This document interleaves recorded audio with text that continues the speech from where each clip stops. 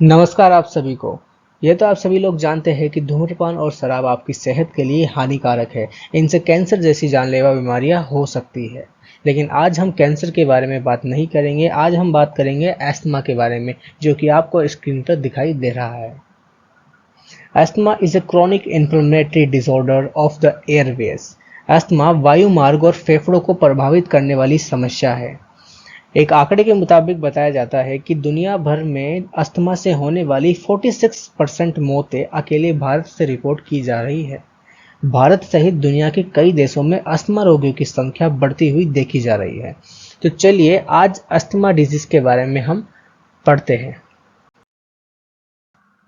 नमस्कार आप सभी को, स्वागत है हमारे इस YouTube चैनल पर। मेरा नाम है कमल खोरवाल और आज की इस वीडियो में हम ह्यूमन रेस्पिरेशन के अंदर अस्थमा डिसऑर्डर के बारे में स्टडी करेंगे। थोड़ा बहुत आप जानते होंगे अस्थमा के बारे में, क्योंकि आपके आसपास कई लोग ऐसे होंगे जो अस्थमा डिसऑर्डर से पीड़ित होंगे। आज हम उसको थोड़ा सा और डिटेल में समझेंगे और देखेंगे कि अस्थमा क्या है। तो अस्थमा को जानने से पहले हम समझेंगे सबसे पहले ह्यूमन रेस्पिरेशन के बारे में। अस्थमा डिसऑर्डर के बारे में पढ़ने से पहले हम समझेंगे ह्यूमन रेस्पिरेशन क्या होता है। हम रेस्पिरेशन को एक सिंपल वर्ड में समझने की कोशिश करेंगे। रेस्पिरेशन क्या है?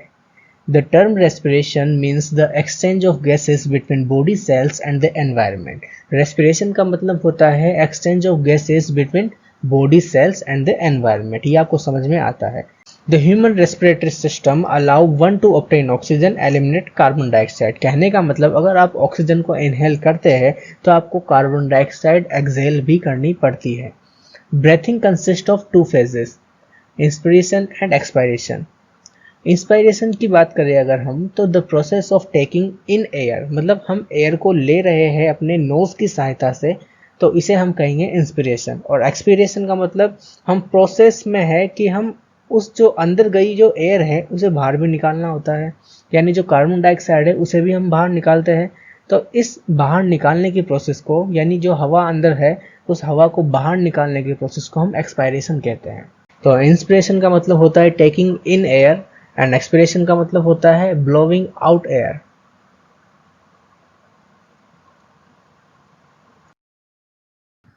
अब हम एक सिंपल चार्ट के जरिए समझेंगे कि इनहेलेशन प्रोसेस क्या है, क्या रेस्पिरेशन का पाथ होता है हमारी बॉडी ऑर्गन्स में। ये एक पाथवे है जो मैं आपसे डिस्कस कर रहा हूँ यहाँ पे। नोज या माउथ के जरिए हम एयर को इनहेल करेंगे, फिर वो फेरिंग्स के अंदर जाएगी, फिर वो लैरिंग्स के अंदर जाएगी, लैरिंग्स के बाद वो ट्रेकिया के अंदर, ट्रेकिया के बाद ब्रोंकाई, ब्रोंकाई के बाद ब्रोंकियोल्स एंड ब्रोंकियोल्स के बाद एल्वियोलाई में जाएगी। एल्वियोलाई से वो सीधा कैपिलरीज के अंदर एक्सचेंज होगी, यानी कि oxygen and carbon dioxide exchange होती है एल्वियोलाई पर। ये लास्ट प्रोसेस मान लो आप यहाँ पे कि यहाँ पर जाके एक्सचेंज होने का काम हो रहा होता है। Oxygen passes into our blood stream, तो कैपिलरीज के जरिए ऑक्सीजन जो है, जो एयर के अंदर जितनी भी ऑक्सीजन होती है, ऐसा तो नहीं है कि हम उस एयर के अंदर ओनली ऑक्सीजन ही इनहेल कर रहे हैं, उससे हम कार्बन डाइऑक्साइड भी इनहेल करते हैं, नाइट्रोजन भी इनहेल करते हैं। तो ऐसे हम पूरी एयर को इनहेल करते हैं। फिक्स नहीं होता कि ऑक्सीजन को ही इनहेल कर रहे हैं हम। तो यहाँ पर एल्वियोलाई जो है वो यहाँ पे ऑक्सीजन और कार्बन डाइऑक्साइड का एक्सचेंज करती है, और फिर कैपिलरीज के अंदर oxygen pass into our blood stream. तो कैपिलरीज के जरिए, एल्वियोलाई से कैपिलरीज के जरिए ऑक्सीजन जो है वो हमारे ब्लड के अंदर पहुंचती है। तो ये आपका प्रोसेस हो गया इनहेलेशन का प्रोसेस। अगर आपको ये रेस्पिरेशन पाथवे लर्न करने में कठिनाई होती है और आपको एक लर्निंग ट्रिक चाहिए जिससे कि आप एक सीक्वेंस में इसे लर्न कर पाए, जैसे नोज के बाद फेरिंग्स, फेरिंग्स के बाद लैरिंग्स, लैरिंग्स के बाद trachea, bronchi, bronchioles, alveoli, capillaries, ये एक सीक्वेंस में अगर आपको लर्न करना है और आपको इसकी लर्निंग ट्रिक चाहिए, तो आप इस वीडियो के नीचे कमेंट करके हमें कमेंट सेंड करें कि इस इनहेलेशन प्रोसेस की या रेस्पिरेशन पाथवे की हमें लर्निंग ट्रिक चाहिए। मैं आपको लर्निंग ट्रिक बना कर जरूर अपलोड करूंगा।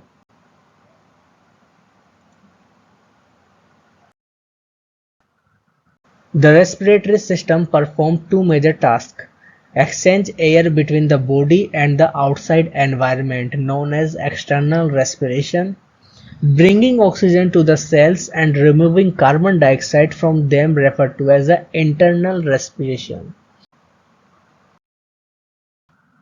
Gas exchange between the blood and alveoli. यहाँ पर जो ये फर्स्ट वाला डायग्राम आपको दिखाई दे रहा है, इस डायग्राम में आप देखिए जो ये एक बोरे लाइक स्ट्रक्चर दिख रहा है ना आपको, ये बोरे की तरह एक स्ट्रक्चर बन रहा है, ये 4 स्ट्रक्चर आपको दिखाई दे रहे हैं। ये बोरे की तरह जो स्ट्रक्चर है इन्हें हम कहते हैं एल्वियोलाई। ठीक है, ये जो एल्वियोलाई होती है, इन एल्वियोलाई के अंदर क्या होती है, ब्लड कैपिलरीज। ये जो जाल दिख रहा है आपको, ये कैपिलरीज का जाल है। अब अगर हम इस जाल को देखें निकाल के यहाँ पर, तो यहाँ पर आपने एल्वियोलाई देखी, एल्वियोलाई के अंदर ये कैपिलरीज देखी। इन कैपिलरीज को जूम करके हमने यहाँ पे दिखाया इस डायग्राम के जरिए कि जो कैपिलरीज है वो एल्वियोलाई के चारों ओर किस तरह से बंधी हुई होती है, कैसे फैली हुई होती है। तो ये कैपिलरीज काम क्या करती है, जो एल्वियोलाई के अंदर जो ऑक्सीजन आई है, कार्बन डाइऑक्साइड आई है, जो भी कुछ एयर जो बाहर से हमने इनहेल की है, उस इनहेल एयर को कैपिलरीज क्या करती है, एक्सचेंज करती है। जो भी ऑक्सीजन होती है वो कैपिलरीज लेती है और ब्लड के अंदर आगे भेजती है। यहाँ पर कैपिलरीज का काम होता है एक्सचेंज करना। तो अब यहाँ पर इसने एक कैपिलरी को जूम करके दिखाया कि किस तरह से एक्सचेंज हो रहा है यहाँ पे। तो यहाँ पर जो इस एरिया को जूम करके दिखाया है, यहाँ पर इसमें बताया है एयर इन एल्वियोलस, हवा है एल्वियोलस के अंदर।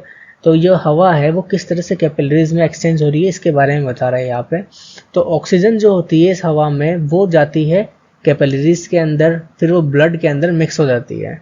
तो वो तो ब्लड के अंदर मिक्स होकर आगे निकल गई, और जो सेल्स के अंदर जो कार्बन डाइऑक्साइड प्रोड्यूस हुई थी, वो कार्बन डाइऑक्साइड सेल्स से एल्वियोलाई के अंदर आती है वापस, और यहाँ पे CO2 निकल जाती है बाहर। ठीक है, तो यहाँ पर जो पहले से आई CO2 है वो CO2, और जो सेल्स के जरिए ब्रेक डाउन होकर जो CO2 बनी है अंदर, वो CO2 बाहर निकलती है और वो एक्सहेलेशन के प्रोसेस से बाद में बाहर आती है। तो कुछ इस तरह का एक सिंपल सा प्रोसेस है जो कि आपको इस डायग्राम के जरिए समझ में आया होगा। अब हम आगे बढ़ते हैं। अस्थमा। तो अभी तक हमने एक बेसिक नॉलेज ले ली है कि ह्यूमन रेस्पिरेशन क्या होता है, ताकि हमें अस्थमा को समझने में आसानी हो। तो अब हम समझेंगे अस्थमा के बारे में। Asthma is a chronic inflammatory disorder of the Airways. The chronic inflammation causes an increase in the airway hyperresponsiveness that lead to recurrent episodes of wheezing, breathlessness, chest tightness, and cough, particularly at night or early in the morning. अगर आसान भाषा में हम asthma को समझे तो asthma की समस्या में आपके फेफड़ों से हवा को अंदर और बाहर ले जाने वाली नलिकाएं प्रभावित हो जाती है। वायुमार्ग में सूजन और संकुचन के कारण दर्द होने, सांस छोड़ते समय आवाज आने जैसी समस्या हो सकती है। इस डायग्राम के अंदर आपको दिखाया जा रहा है कि जो इन्फ्लेम्ड ब्रोंकियल ट्यूब है उसकी हालत क्या है, और जो नॉर्मल ब्रोंकियल ट्यूब है उसकी हालत क्या है। तो एक जो नॉर्मल पर्सन होता है जिसको अस्थमा नहीं है, उसकी ट्यूब कुछ इस तरह से खुली हुई होती है जिसमें से एयर का ट्रांसफर आसानी से हो जाता है, यानी एक्सचेंज ऑफ गैसेस जो है, रेस्पिरेशन आसानी से हो सकती है। लेकिन वही अस्थमा पेशेंट की बात करें तो कुछ इस तरह से जो ट्यूब होती है वो सिकुड़ जाती है, जिसके कारण एक्सचेंज ऑफ गैसेस में प्रॉब्लम आती है। तो इसी को हम अस्थमा कहते हैं, जिससे कि हमें सांस लेने में और सांस छोड़ने में दिक्कत आती है। वर्ल्ड वाइड इस प्रॉब्लम को देखते हुए अस्थमा रोग के बारे में लोगों को जागरूक करने और इससे बचाव के तरीकों को लेकर शिक्षित करने के उद्देश्य से हर साल मई महीने के पहले मंगलवार को वर्ल्ड अस्थमा डे मनाया जाता है। तो आपको एक क्वेश्चन ये भी ध्यान रखना है कि वर्ल्ड अस्थमा डे कब मनाया जाता है। वर्ल्ड अस्थमा डे हर साल मई महीने के पहले मंगलवार को मनाया जाता है।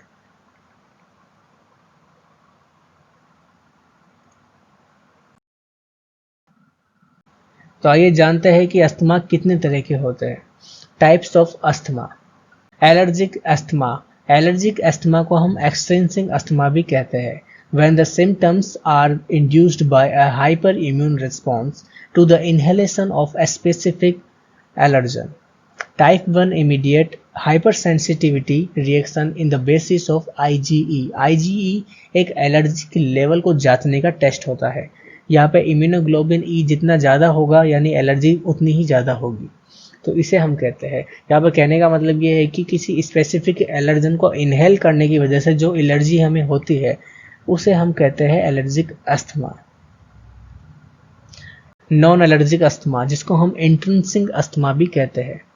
This type of asthma is triggered by the presence of irritants in the air that are not related to allergies.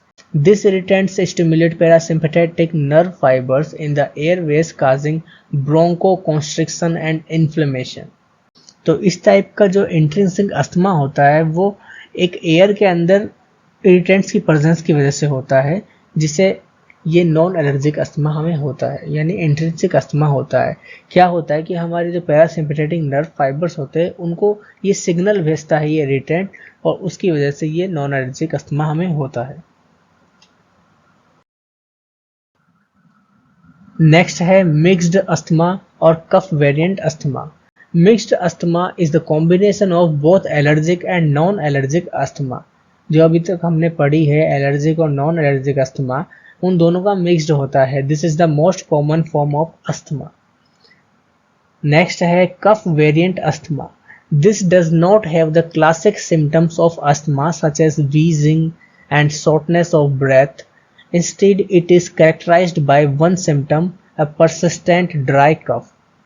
तो इस कफ वेरिएंट अस्थमा के अंदर आपको ड्राई कफ होती है, ये एक सिम्टम आपको नज़र आता है। और ये जो सिम्टम्स जो हमने अभी पढ़े कि अस्थमा के अंदर ये वीजिंग, शॉर्टनेस ऑफ ब्रीथिंग ये होते हैं, तो ये वाले प्रॉब्लम इस कफ वेरिएंट अस्थमा के अंदर नहीं होती।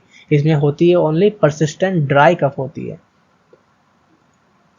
नेक्स्ट है exercise induced asthma, affect the person during और आफ्टर फिजिकल एक्टिविटी। नेक्स्ट है नॉक्टर्नल अस्थमा। नॉक्टर्नल का मतलब रात के समय की बात की जा रही है यहाँ पे। Nocturnal asthma characterized by symptoms that get worsen at night. Those who suffer from nocturnal asthma can also experience symptoms any time of the day. Occupational asthma, induced by triggers that exist in person's workplace, including textile, farming, and woodworking. Occupational asthma का मतलब ये है कि ये किसी एक place से संबंधित होता है। जैसे मान लो आप किसी टेक्सटाइल फैक्ट्री में हो, या आप कहीं फार्मिंग में हो, या पे कोई आसपास वुड वर्किंग इंडस्ट्री में काम कर रहे हैं आप, जहाँ पे लकड़ी का काम हो रहा हो। तो यानी कि आपके जो भी कोई वर्क प्लेस होता है वहाँ पे आप काम करने जाते हैं, तो वहाँ की धूल मिट्टी या वहाँ पे आसपास के वहाँ के एनवायरनमेंट से आपको वो एलर्जी हो, तो उससे होता है ये ऑक्यूपेशनल अस्थमा। तो आज की इस वीडियो में बस इतना ही। अस्थमा के बारे में आज हमने जाना कि अस्थमा क्या होता है, अस्थमा कैसे होता है, अस्थमा जो होता है उसके कितने टाइप्स होते हैं, कितने प्रकार के अस्थमा होते हैं। अब मैं आप लोगों को इस वीडियो के माध्यम से एक क्वेश्चन देना चाहूँगा। आपको इस वीडियो के नीचे कमेंट करके हमें ये बताना है कि अस्थमा डिसऑर्डर के अंदर हमें किस किस चीज़ों का, किस किस बातों का हमें परहेज़ करना चाहिए। एक शॉर्ट तरीके से एक एक पॉइंट के ज़रिए आप मुझे कमेंट करके नीचे बताइए कि अस्थमा में हमें क्या क्या प्रिकॉशन रखने चाहिए। तो चलिए आज की इस वीडियो में इतना ही, मिलते हैं नेक्स्ट वीडियो में। अगर आपको इस वीडियो से रिलेटेड कोई ट्रिक चाहिए तो वो भी आप बताइए कि इस टॉपिक पर आप ट्रिक बनाइए, ट्रिक वीडियो बनाइए, ट्रिक लाइन बनाइए, जिसके ज़रिए हम इन चीज़ों को आसानी से लर्न कर सकें।